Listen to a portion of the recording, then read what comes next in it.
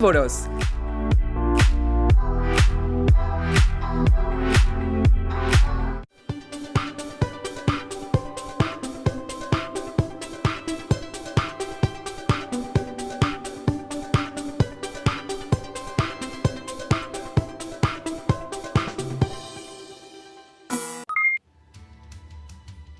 ¡Qué hambre tengo! ¿Cómo me gustaría ser como esa planta, que para nutrirse solamente necesita un poco de agua, luz, nutrientes en el suelo y listo? Bueno, maestro, cada ser vivo tiene sus propias características de adaptación para nutrirse. Esa planta no podrá disfrutar unos deliciosos tacos que le voy a invitar terminando esta sesión. Maravilloso, acepto, profesor. Bienvenidas y bienvenidos a su sesión de Ciencias Biología. Soy el profesor Juan Carlos Alfonso Vences y me da mucho gusto volver a trabajar con ustedes. Y su servidor, profesor Ulises Rodríguez Gómez. Y estamos muy contentos de continuar construyendo aprendizajes junto a ustedes. Hoy seguiremos estudiando el aprendizaje esperado, compara la diversidad de formas de nutrición, relación con el medio y reproducción, e identifica que son el resultado de la evolución. En esta sesión tendremos como propósito comparar adaptaciones asociadas a la nutrición y lo haremos a través del tema entre carnívoras y frugívoros. Ahora bien, anteriormente distinguieron la clasificación de la nutrición autótrofa y heterótrofa. Recuerden que la alimentación es un término que se utiliza para definir el acto de incorporar los nutrientes que los organismos necesitan para cumplir con sus funciones vitales. ¿Listos con sus materiales? Asimismo, si es posible, mantengan un espacio de trabajo libre de distracciones. Les sugiero mantener en orden sus apuntes, comenzando con la fecha. Esto les permitirá organizar mejor sus ideas y trabajos escolares. Pueden consultar la página Aprende en Casa 2 de la Secretaría de Educación Pública para que enriquezcan sus anotaciones.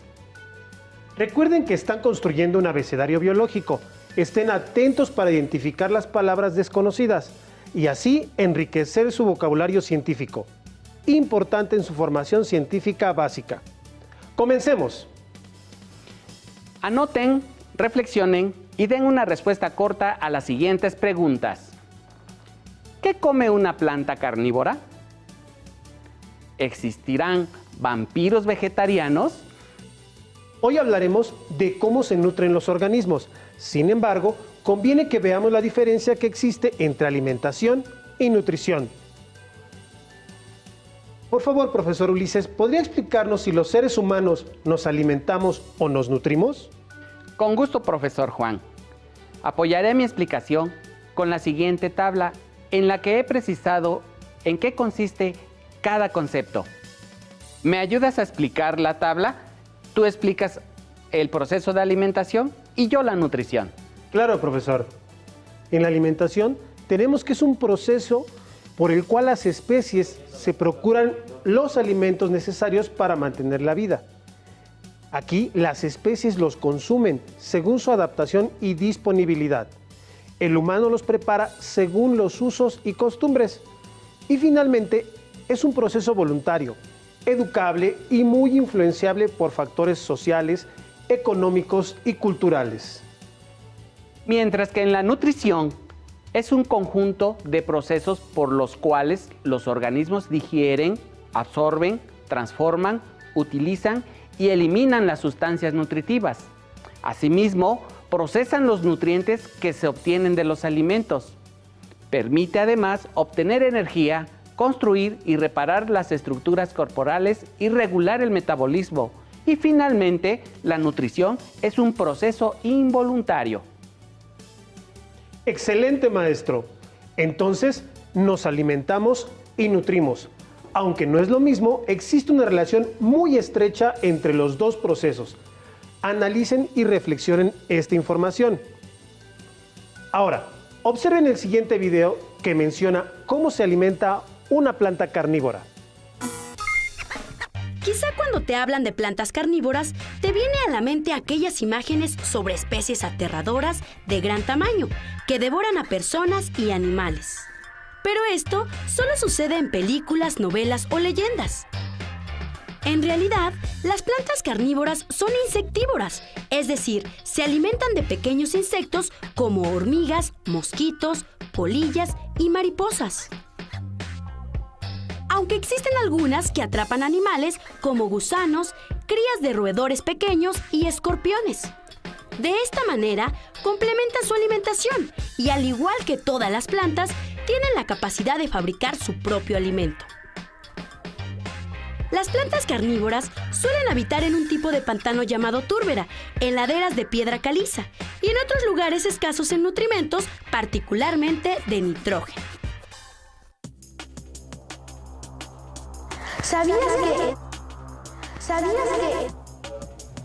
¿Sabías que las plantas carnívoras más grandes del género Nepenthes son del tipo enredadera? Pueden crecer hasta 10 metros de largo y atrapar presas un poco más grandes, como ranas. También existen especies de plantas más pequeñas que miden solo 1 centímetro de longitud. Para distinguir a las plantas carnívoras, tenemos que considerar 3 características fundamentales. Atraen a la presa mediante su olor, color o néctar. Tienen estructuras específicas para atraparlas. Y cuentan con sustancias que sirven para digerirlas. Además, tienen las adaptaciones que le permiten utilizar las enzimas digestivas de algunos hongos que viven sobre ellas. Las plantas carnívoras atrapan a sus presas con sus hojas, las cuales pueden ser de 3 tipos. Las de bisagra, que funcionan como si fuera una pequeña caja, cubriendo a la presa e impidiendo que escape con las espinas de los bordes. Las de hojas, que tienen sustancias pegajosas o pelos especiales en los que las presas quedan atrapadas. Y las hojas en forma de fosa o jarro, de superficie resbaladiza, que no dejan escapar a los insectos, los cuales mueren a causa de los fluidos digestivos que produce la planta.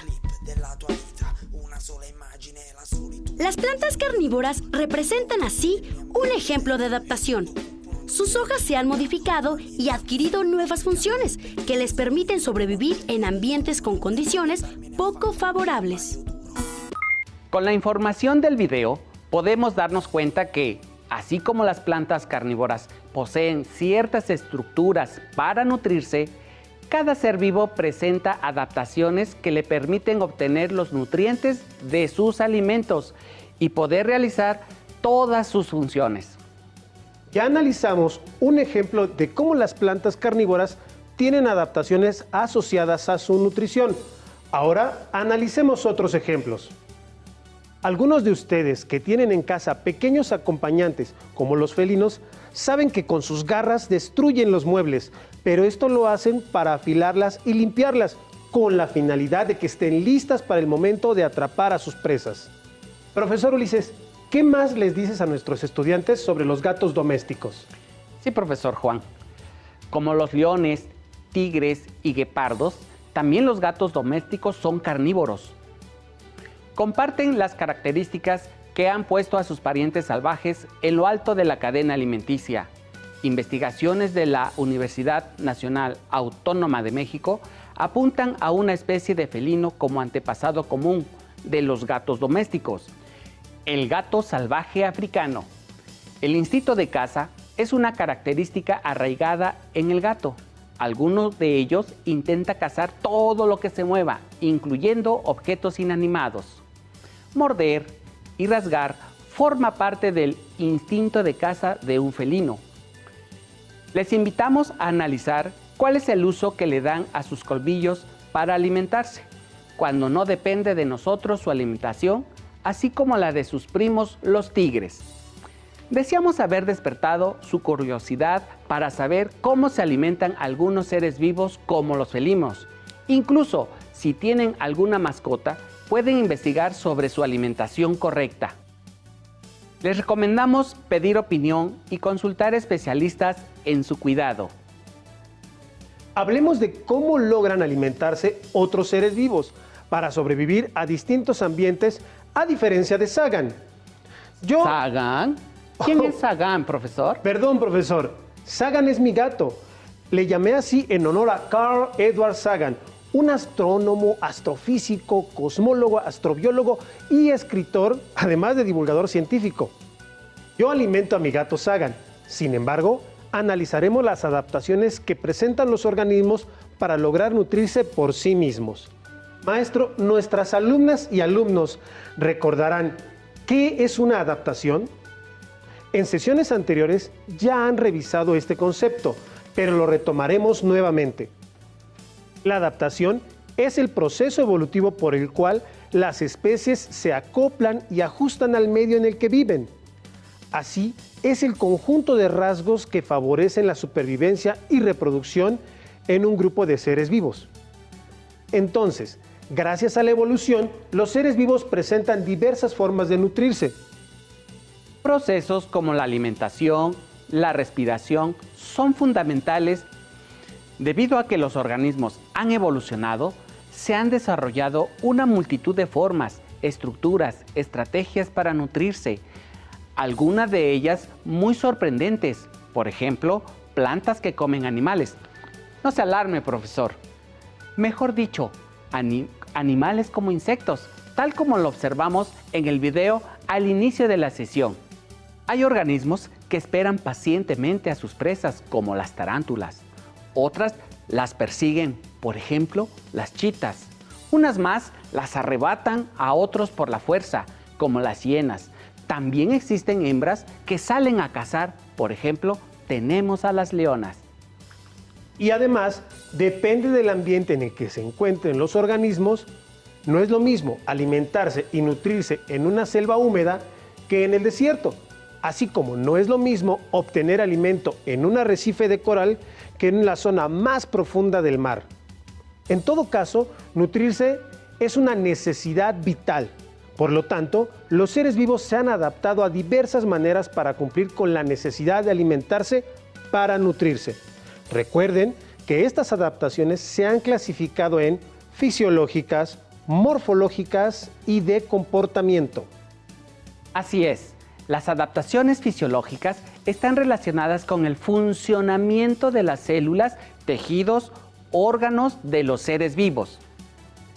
Por ejemplo, el veneno que usan algunos depredadores con el fin de inmovilizar y devorar a sus presas.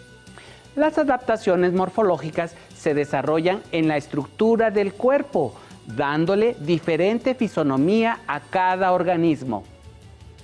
Son estructuras cuyas formas y apariencias se relacionan con las interacciones en el medio y con otros seres vivos. Por ejemplo, las trompas y colmillos. Y las adaptaciones de comportamiento están ligadas a la conducta de los animales en la búsqueda de sus alimentos. Se trata de comportamientos que pueden asociarse a la competencia o a la exposición a riesgos.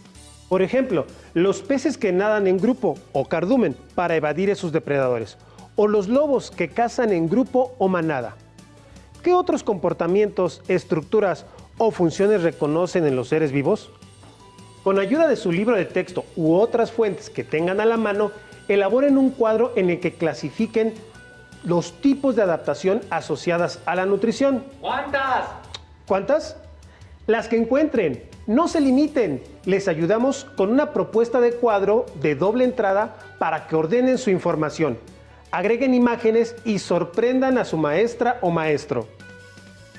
Como muestra de las adaptaciones morfológicas para la nutrición, hablaremos de un ejemplo que no solamente ha sido de gran inspiración para el desarrollo de varios avances tecnológicos, sino que también juega un papel fundamental en los ecosistemas. Pongan atención e identifiquen de qué organismo se trata. Estos seres tienen la capacidad de hacer una representación de su entorno cercano, aproximadamente 5 metros a su alrededor. Navegan y buscan su alimento en distintos ambientes, emiten, reciben y procesan con gran eficacia señales ultrasónicas, es decir, sonidos que nosotros los humanos no podemos escuchar, permitiéndoles localizar su alimento.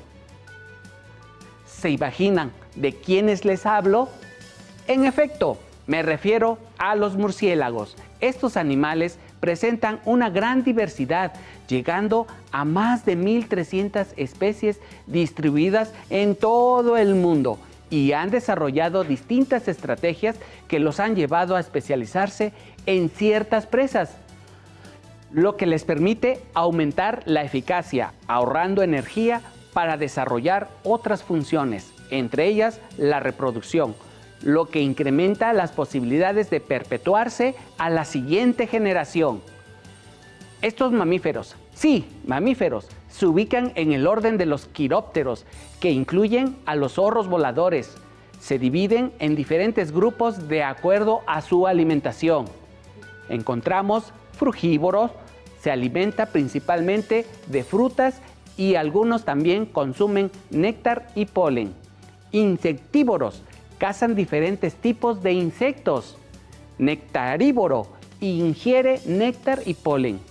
Carnívoro, consume carne, peces, anfibios, reptiles, pájaros y pequeños mamíferos.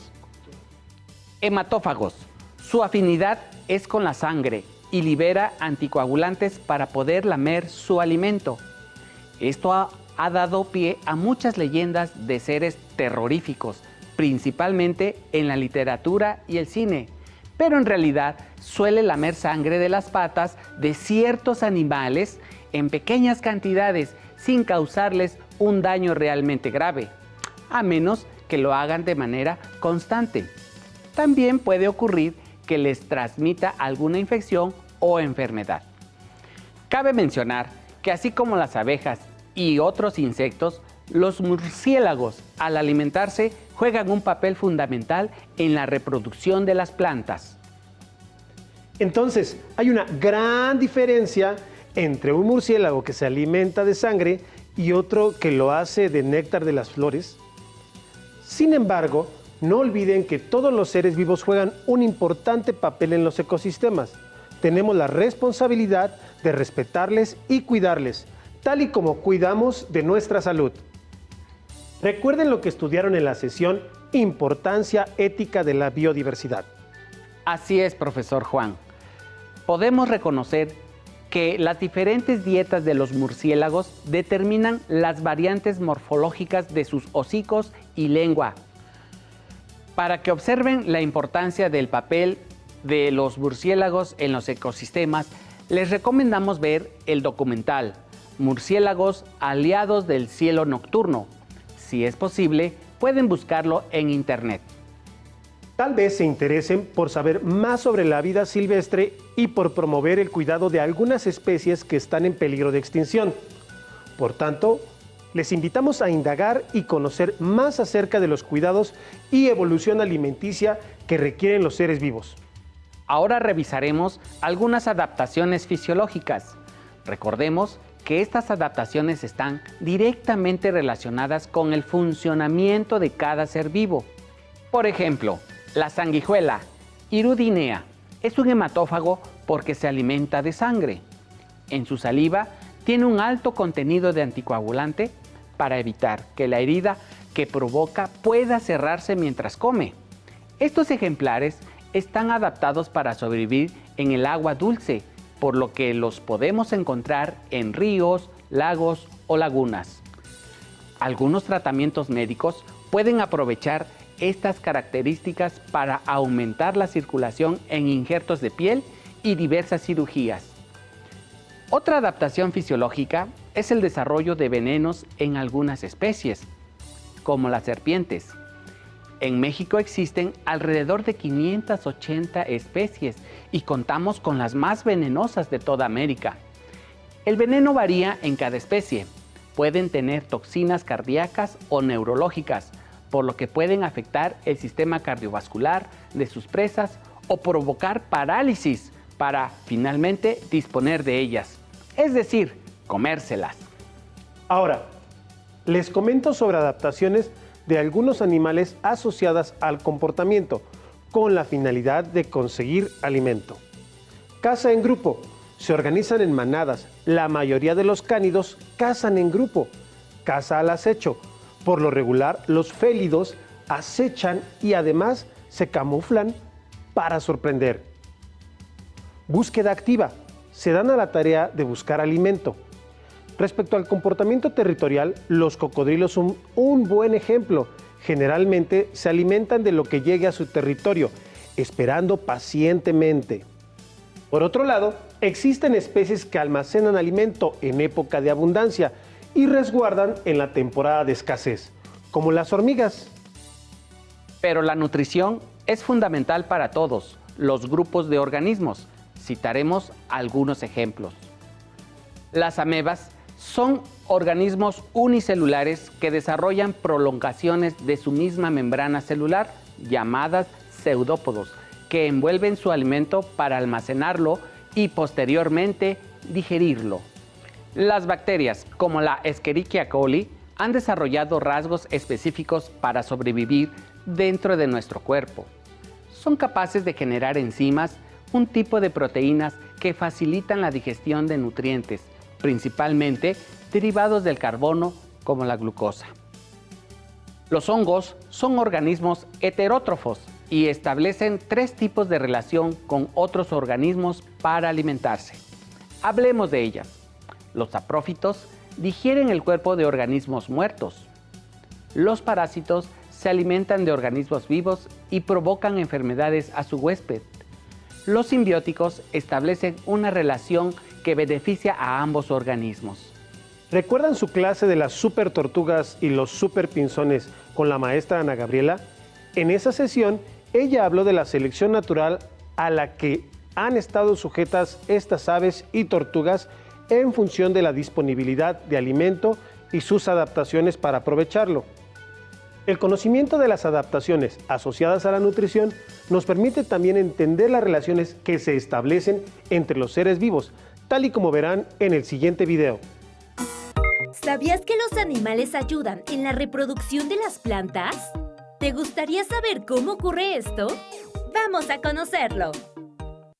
La reproducción de las plantas con flores depende de animales como insectos, gusanos, algunas aves y mamíferos. Ellos llevan el polen de los órganos vegetales masculinos a los femeninos. A este proceso se le llama polinización. Pero, ¿cómo logran los animales polinizar las plantas? Los animales pueden polinizar gracias a que han desarrollado adaptaciones para alimentarse de las plantas con flores, como extremidades peludas, lenguas o picos muy largos. Cabe resaltar que, a su vez, las flores han desarrollado colores, olores y formas que atraen a los animales, y además de eso, ofrecen un delicioso néctar. Es un buen intercambio simbiótico, ¿no crees? Así que mientras un colibrí recoge el alimento de una flor, un mono come los tallos de las flores. Un murciélago se acerca a un cepillo pegajoso para tomar el néctar y una babosa se arrastra devorando poco a poco una flor. El polen se pega en diferentes partes de sus cuerpos para ser trasladado a otra flor. Para que nos quede más claro este proceso de la polinización, veamos algunos ejemplos. ¿Has visto la lengua de una mariposa? Es tan larga que no podrás creerlo. Es así de larga para que pueda alcanzar el néctar del interior de las flores. Observa, mientras se alimenta, sus patitas y su cabeza se llenan de polen. Y cuando llega a otra flor, en ella deja el polen que traía en su cabeza y sus patitas. Después de esto, seguro que nacerán semillas que darán lugar a nuevas plantas con flores. Pero si quieres ver algo más sorprendente, te invito a ver la relación nocturna de los murciélagos con las flores. Este es un murciélago nectarívoro y, como cada noche, busca su cena. Para localizarla, emite chasquidos agudos con su lengua durante su vuelo. Este sonido choca en la planta de la especie Margravia ebenea y le proporciona información precisa sobre el tamaño, la forma y la ubicación de la planta. Entonces, el murciélago se lanza veloz hacia las flores en fase masculina. Introduce la cabeza en la abertura de la flor, engancha los pulgares en la base del pétalo, pliega la cola y levanta rápidamente los pies. Introduce su hocico en la hendidura, de donde, por cierto, sale un olor a ajo. Su larga lengua dispara un interruptor oculto que abre la quilla de la flor.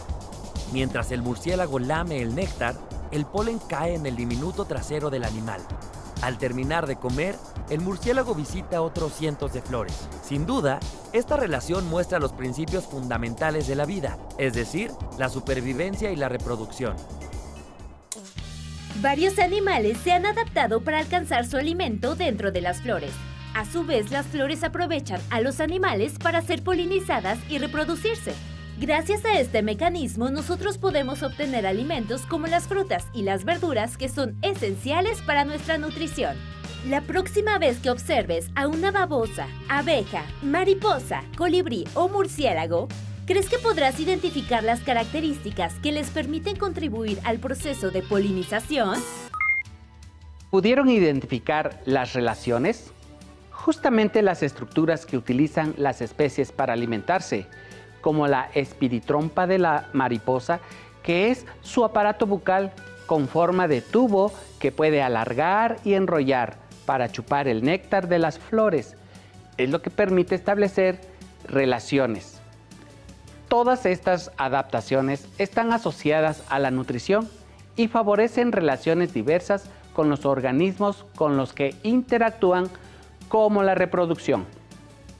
Ahora identifiquemos el concepto que agregarán a su abecedario biológico. Esta vez lo haremos con el clásico juego del ahorcado. ¿Jugamos? Les regalamos una vocal y una consonante. A, No, B, tampoco. O, Muy bien, y doble. Z, Falso. F, Excelente. G. Muy bien.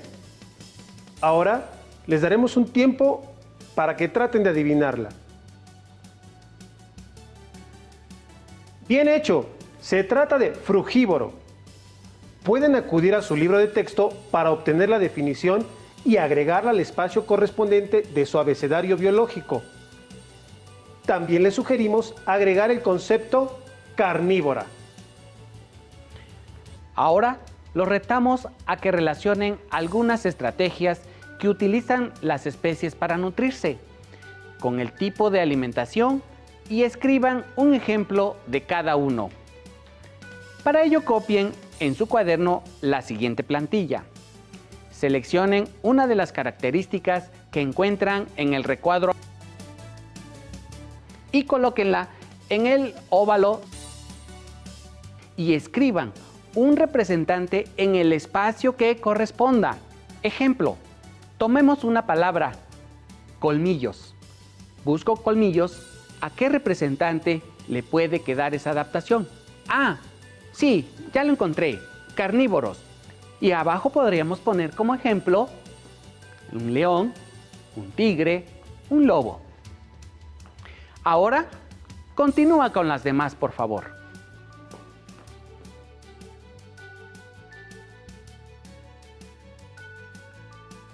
Recuerden que aún nos queda mucho por explorar y descubrir. Así que nos veremos pronto aquí en Aprende en Casa 2. Soy el profesor Juan Carlos Alfonso Vences y yo, el profesor Ulises Rodríguez Gómez. Espero que hayan aprendido mucho y nos vemos próximamente. Nos despedimos, no sin antes recomendarles a todos que guarden su sana distancia y usen cubrebocas y gel antibacterial. hasta la próxima. Si tienes dudas o necesitas ayuda, llama al centro de